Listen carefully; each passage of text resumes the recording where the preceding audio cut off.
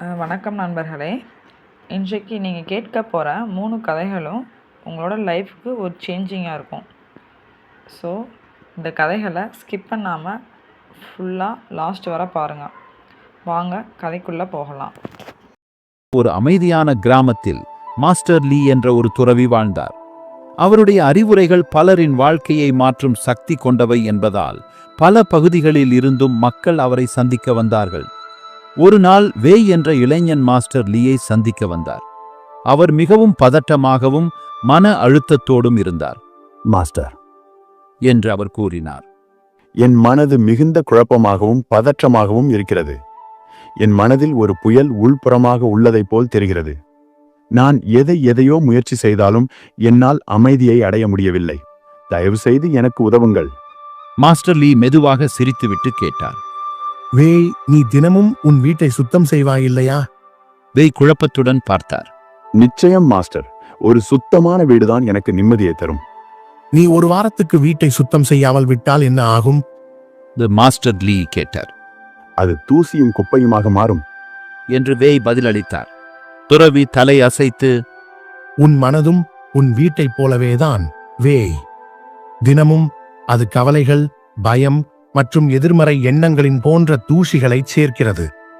அதை தினமும் சுத்தம் செய்யாவிட்டால் அது குழப்பமடைந்து வாழ்க்கையை நிம்மதியாக வாழ முடியாததாக மாறிவிடும் என்றார். ஆனால் மாஸ்டர், மனதை எப்படி சுத்தம் செய்வது? வேய் ஆர்வத்துடன் கேட்டார். மாஸ்டர் லீ அவரை அருகிலிருந்த ஒரு குளக்கரைக்கு அழைத்து சென்றார். நீர் தெளிவாகவும் அமைதியாகவும் இருந்தது. துறவி ஒரு பிடி மண்ணை எடுத்து நீரில் போட்டார். நீர் உடனே மங்கலானது. இப்போது நீரை பாருங்கள் என்று மாஸ்டர் லீ கூறினார். கவலைகளும் எதிர்மறை எண்ணங்களும் உள்ள உன் மனதுதான் இது. வேய் கவனமாக பார்த்தார். மண் மெதுவாக கீழே அடித்தளத்துக்கு சென்றது. நீர் மீண்டும் தெளிவாக மாறியது. மாஸ்டர் லீ தொடர்ந்து, நீ மண்ணை சேர்க்காமல் அதை அமைதியாக இருக்க விடுவாய் என்றால் நீர் தெளிவாக மாறும். அதே போல உன் எண்ணங்களை அமைதியாக இருக்க விடு. மேலும் புதியதை சேர்க்காமல் இருந்தால் உன் மனம் அமைதியாக மாறும். மாஸ்டர் லீ வேய்க்கு ஒரு எளிய தினசரி பயிற்சியை கற்றுக் கொடுத்தார்.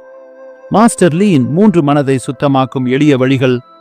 முதலாவது, ஒவ்வொரு காலையிலும் 10 நிமிடங்கள் அமைதியாக அமர்ந்து உன் சுவாசத்தில் கவனம் செலுத்து.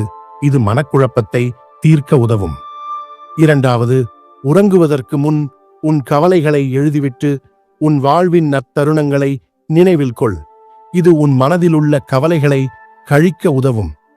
மூன்றாவது, உன் கவனத்தை நெகட்டிவ் விஷயங்களுக்கு பதிலாக பாசிட்டிவ் விஷயங்களில் அதிகமாக செலுத்து என்று அறிவுரை கூறினார். இந்த சிறிய செயல்கள் தூசியை துடைப்பது போல அவரது மனதை சுத்தம் செய்ய உதவியது. ஒரு சில வாரங்களில் வெய் ஒரு வித்தியாசத்தை கவனிக்க தொடங்கினார்.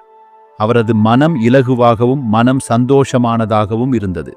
மனதை தூய்மைப்படுத்துவது என்பது ஒரு முறை செய்யும் வேலையல்ல, அன்றாட பழக்கம் என்பதை உணர்ந்தார். இந்த மனதை சுத்தம் செய்வதற்கான பயிற்சி ஒரு துறவியின் அறிவுரையாக மட்டுமல்ல. ஆல்பர்ட் ஐன்ஸ்டீனை பற்றி நினைத்து பாருங்கள். One of the greatest mind in history. Einstein புத்திசாலித்தனமான காம்ப்ளெக்ஸ் ப்ராப்ளம்ஸுக்கு தீர்வுகளை கண்டுபிடிப்பதில் சிறந்து விளங்கியவர். ஆனால் அவர் எப்போதும் புத்தகம் மற்றும் கால்குலேஷன்களில் மூழ்கியிருக்கவில்லை. அவர் தனது மைண்டை ரிலாக்ஸாக வைத்துக்கொள்ள அவர் அடிக்கடி இயற்கையோடு நீண்ட நடைப்பயிற்சி செய்வாராம், அல்லது அவருக்கு மிகவும் பிடித்த மியூசிக்கல் இன்ஸ்ட்ருமெண்டான வயலினை வாசிப்பாராம். இந்த ஆக்டிவிட்டீஸ் அவருக்கு தேவையில்லாத எண்ணங்களில் இருந்து விலகி இருக்கவும் மேலும் ஃபோக்கஸாக செயல்படவும் உதவியது. கிரியேட்டிவிட்டி மற்றும் கிளாரிட்டியான சிந்தனைகள் கிடைக்க மைண்டுக்கு சிறிது ஓய்வு கொடுக்க வேண்டும் என்று நம்பிக்கை வைத்திருந்தார். நினைவில் வைத்துக் கொள்ளுங்கள், ஒரு அமைதியான மனதே பெரிய சாதனைகளை படைக்க உதவும். உங்கள் மனம் உங்களின் முக்கியமான சொத்து. உங்கள் உடம்பை பராமரிக்க நேரத்தை செலவிடுவது போலவே உங்கள் மனதிற்கும் தினசரி கவனம் தேவை. ஒரு சுத்தமான மனதே ஒரு அமைதியான வாழ்க்கைக்கு அடித்தளம். ஒவ்வொரு நாளும் உங்கள் மனதை சுத்தம் செய்ய சிறிது நேரத்தை எடுத்துக்கொள்ளுங்கள். மனதை சுத்தம் செய்ய தினமும் சிறிது நேரத்தை ஒதுக்குபவரா நீங்கள்? ஆம் எனில் கமெண்ட் பாக்ஸில் உங்களின் அனுபவத்தை பகிர்ந்து கொள்ளுங்கள். இல்லையென்றால் இன்றே இந்த டிப்ஸ் ஒன்றை முயற்சி செய்து பாருங்கள். பிறகு அது உங்களுக்கு எப்படி வேலை செய்தது என்பதை தெரியப்படுத்துங்கள்.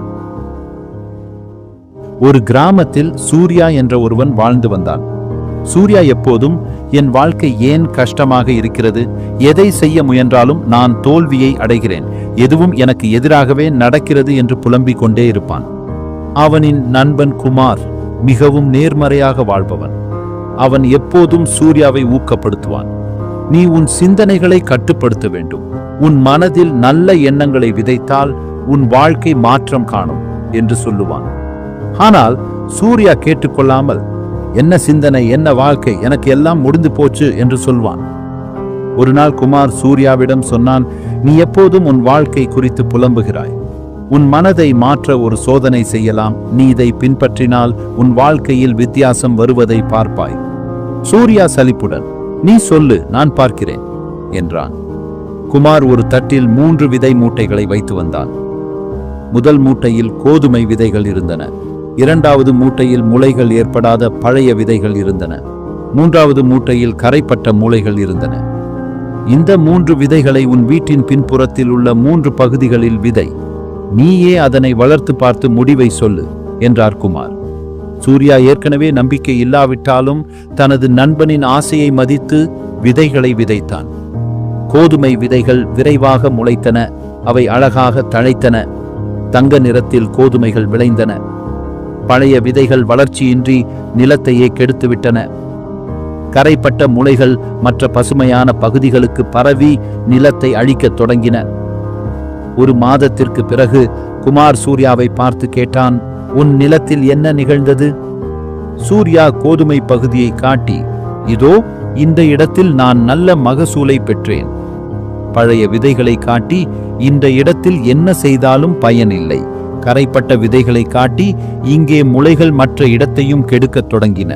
நான் அவற்றை அகற்றிய பிறகே நிலம் சுத்தமானது என்றான். குமார் சிரித்தபடி, உனது மனமும் இதே போலத்தான். நீ நல்ல சிந்தனைகளை விதைத்தால் அது உன் வாழ்க்கையை வளமாக மாற்றும். பழைய எண்ணங்களை பிடித்து வைத்திருந்தால் அது பயனற்றதாகவே இருக்கும்.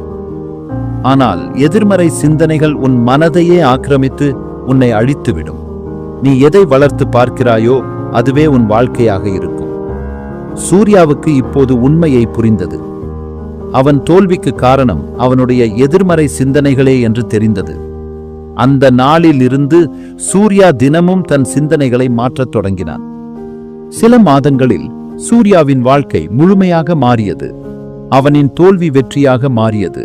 அவன் மனதில் இருந்த சோம்பலான எண்ணங்கள் தெளிந்தன. மகிழ்ச்சியான வாழ்க்கை அவனுக்கு கிடைத்தது. இந்த கதையிலிருந்து நாம் புரிந்து கொள்ள வேண்டியது, உங்கள் மனம் ஒரு கண்ணாடி போன்றது. நீங்கள் அதில் எதை விதைக்கிறீர்களோ அது உங்கள் வாழ்க்கையாகிறது. நேர்மறை சிந்தனைகள் உங்கள் வாழ்க்கையை வளமாக்கும். எதிர்மறை சிந்தனைகள் அதை அழிக்கலாம். உங்கள் எண்ணங்களை உங்களை மட்டுமல்ல, உங்களை சுற்றியுள்ளவர்களையும் மாற்றும் சக்தி உண்டு. எப்போதும் நினைவில் வைத்துக் கொள்ளுங்கள், எண்ணம் போல் வாழ்க்கை. எண்ணம் போல்தான் வாழ்க்கை. ஒரு கிராமத்துல பணக்கார அப்பா ஒருத்தர் வாழ்ந்துட்டு வந்தாரு. அவரோட மனைவி நோய்வாய்ப்பட்டு இறந்து போனதுனால அவரோட 10 வயசு பையனோடு அவர் அந்த கிராமத்திலேயே வசித்து வந்தாரு. அந்த கிராமத்தில் இருந்தவங்க எல்லாருமே அவர் இன்னொரு திருமணம் செய்ய சொல்லி கட்டாயப்படுத்தினாங்க.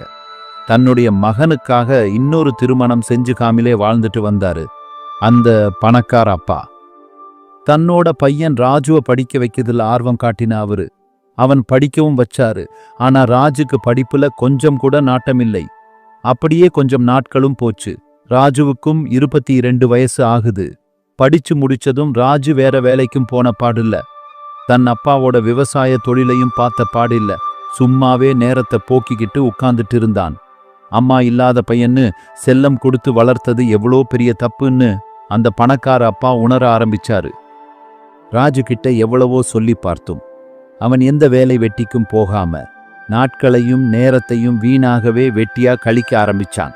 அந்த பணக்கார அப்பாக்கு வயசாகிறதுனால உடம்புக்கு முடியாம அப்பப்போ நோய்வாய்ப்பட்டு படுத்துருவாரு. அப்படி இருக்க நேரத்துல அவருக்கு தன்னோட பையனை பத்தி ரொம்பவே கவலை வந்தது. நம்மளும் போனதுக்கு அப்புறம் நம்ம பையன் யாரு தான் பார்த்துக்குவா அப்படிங்கிற கவலை அவரை இன்னுமே பலவீனப்படுத்துச்சு. இப்படியே நாட்கள் செல்ல செல்ல ஒரு நாள் அந்த பணக்கார அப்பா தன் பையன் ராஜுவை கூட்டிட்டு பக்கத்துல இருக்கக்கூடிய ஒரு கோவிலுக்கு போனாரு. அந்த கோவிலோட நுழைவு வாயிலுக்கு அருகில் ஒரு பெரிய ஆலமரம் இருந்தது. அந்த ஆலமரத்துக்கு கீழே 3 பிச்சைக்காரங்க உட்கார்ந்துட்டு இருக்கிற பார்த்தாரு. ராஜு கிட்ட சொல்லி தன்னோட வண்டியில ஒரு பணப்பை இருக்கும், அந்த பையை எடுத்துட்டு வாடா அப்படின்னு சொல்லி சொன்னாரு.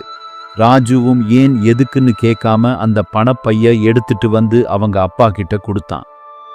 அந்த பணக்காரப்பா அந்த பணப்பையில இருந்து ஒரு கை நிறைய பணம் எடுத்து ராஜு கையிலே கொடுத்து அங்க இருந்து ஒரு பிச்சைக்காரர்கிட்ட கொடுக்க சொல்லி கொடுத்தாரு. ராஜுக்கும் ஒண்ணுமே புரியல. அப்பா என்ன பணத்தை தூக்கி இஷ்டத்துக்கு கொடுக்க சொல்லுறாரு? பணம் என்ன மரத்திலேயா காய்க்குது அப்படின்னு யோசிச்சபடியே அவங்க அப்பா சொன்ன மாதிரியே அந்த பணத்தை கையில வாங்கி முதல்ல உட்காந்துட்டு இருக்க பிச்சைக்காரன் கையில் கொடுத்தான். திரும்பவும் ராஜுவோட அப்பா அந்த பணப்பையக்குள்ள கைய விட்டு ஒரு கை நிறைய பணத்தை எடுத்து ரெண்டாவதா உட்காந்துட்டு இருக்க அந்த பிச்சைக்காரர்கிட்ட பணத்தை கொடுக்க சொல்லி கொடுத்தாரு. ராஜுவும் அதே குழப்பத்தோட அந்த பணத்தை கொடுத்தான். மறுபடியும் அந்த பணக்கார அப்பா அந்த பணப்பைக்குள்ள கைய விட்டு இன்னொரு கை ஃபுல்லா பணத்தை எடுத்து மூணாவதாக உட்கார்ந்திருந்த பிச்சைக்காரன் கையில கொடுக்க சொல்லி ராஜு கிட்ட கொடுத்தாரு. ராஜுவும் அவங்க அப்பா அவ மேல கீழே பார்த்துட்டு அந்த பணத்தை ஒண்ணுமே சொல்லாம அந்த பிச்சைக்காரர் கையில கொடுத்துட்டா. பணக்கார அப்பாவும் நம்ம வந்த வேலை முடிஞ்சுது, நம்ம வீட்டுக்கே போலாம்னு சொல்லி ராஜுவையும் கையோட கூட்டிட்டு தன்னோட வண்டியில ஏறி வீட்டுக்கு போயிட்டாரு. இப்படியே கொஞ்ச நாட்கள் போச்சு. அப்படியே மாதங்களும் கடந்து அப்படியே ஒரு வருஷம் ஆயிடுச்சு. அந்த பணக்கார அப்பா தன் பையன் ராஜுவையும் கூப்பிட்டு அதே கோவிலுக்கு மீண்டும் போனாரு. அந்த கோவில் நுழைவு வாயிலில் அருகில் இருந்த ஆலமரம் அப்படியே இருந்தது. அதற்கு கீழே உட்கார்ந்திருந்த 3 பிச்சைக்காரங்கள்ல ஒருத்தர் மட்டும்தான் அந்த இடத்துல பிச்சை எடுத்துட்டு உட்கார்ந்துட்டு இருந்தாரு. ராஜுவோட அப்பாவும் ராஜுவையும் கூப்பிட்டு அந்த பிச்சைக்காரன் பக்கத்துல போனாரு. அந்த பிச்சைக்காரனை பார்த்து ராஜுவோட அப்பா, ஐயா உங்களுக்கு என்ன ஞாபகம் இருக்கான்னு கேட்டாரு. அந்த பிச்சைக்காரரும், சாமி உங்களை ஞாபகம் இல்லாம இருக்குமா? நீங்க போன வருஷம் கொடுத்த பணத்தை வச்சுதான் 3 மாசமா உட்கார்ந்து சாப்பிட்டேன். பிச்சையெல்லாம் எடுக்கவே இல்லை. இப்போ மறுபடியும் பணம் தீர்ந்து போயிடுச்சு சாமி. அதனாலதான் மறுபடியும் நான் பிச்சை எடுக்கிற தொழிலுக்கே வந்துட்டேன் அப்படின்னு சொன்னா அந்த பிச்சைக்காரன். உடனே அந்த பணக்கார அப்பா, சரி உங்க கூடவே இன்னும் 2 பிச்சைக்காரர் இருந்தாங்களே, அவங்க எங்க அப்படின்னு கேட்க, அந்த பிச்சைக்காரர் அந்த எதிர்பக்கம் ஒரு பழக்கடை இருக்கு பாருங்க, அங்க போய் கேளுங்க அப்படின்னு சொல்ல, அந்த பணக்கார அப்பாவும் பழக்கடைக்குள்ள நுழைகிறாரு.